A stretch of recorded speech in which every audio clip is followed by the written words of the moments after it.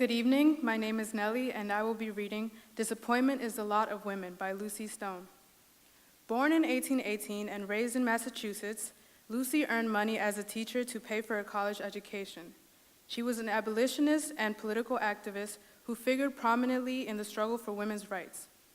In 1848, she delivered this speech at the Women's Rights Convention in Seneca Falls, New York.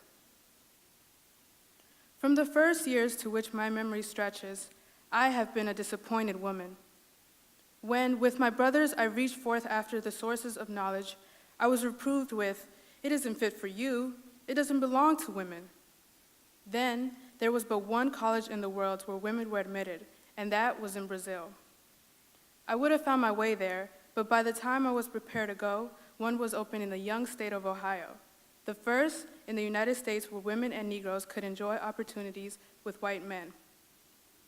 I was disappointed when I came to seek a profession. Every employment was closed to me, except those of the teacher, the seamstress, and the housekeeper. In education, in marriage, and religion, in everything, disappointment is the lot of the women. It shall be the business of my life to deepen this disappointment in every woman's heart until she bows down to it no longer. I wish that women, instead of being walking showcases, instead of begging of their fathers and brothers the latest new bonnet, would ask of them their rights. The question of women's rights is a practical one. The notion has prevailed that it was women claiming the right to smoke cigars in the street and to frequent bar rooms. Others have supposed it a question of comparative intellect, others still of sphere. Too much has already been said and written about women's sphere. Trace all the doctrines to their source, and they will be found to have no basis except in the prejudices of the age. Wendell Phillips says, "The best and the greatest thing one is capable of doing, that is his sphere." Leave women then to find their sphere, and do not tell us before we are born that our province is to cook dinner, darn stockings, and sew on buttons. We are told women has all the rights she wants, and even women, I am ashamed to say, tell us so. They mistake the politeness of men for rights, seats while men stand in the hall tonight, and their adulations.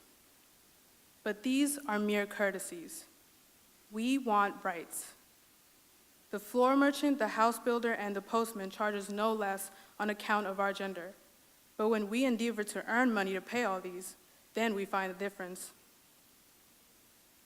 Man, if he have energy, may hew out a path that has no mortal or that where no mortal has ever trod, held back by nothing but what is in himself. The world is all before him, and we are glad for you, brothers, that it is so. But the same society that drives forth the young man keeps women at home, a dependent. But if she goes heartily and bravely to give herself to some worthy purpose, she is out of her sphere. Women working in tailor shops are paid 1/3 as much as men. Someone in Philadelphia has stated that women make fine shirts for 12.5 cents apiece. Female teachers in New York are paid $50 a year, and for every such situation, there are 500 applications. The present condition of women causes a horrible perversion of the marriage relation. It is asked for a lady, has she married well? Oh yes, her husband is rich.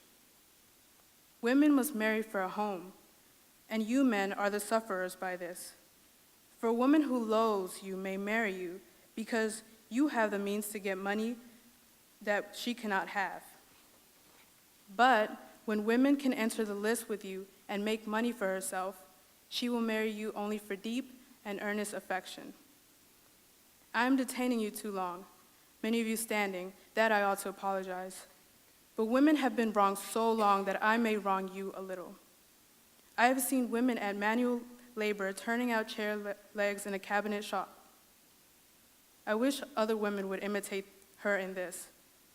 It made her hands harder and broader, it is true, but I think a hand with $1.25 a day in it is better than one with a cross 9 pence.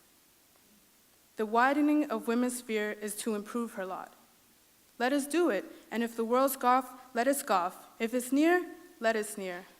Thank you.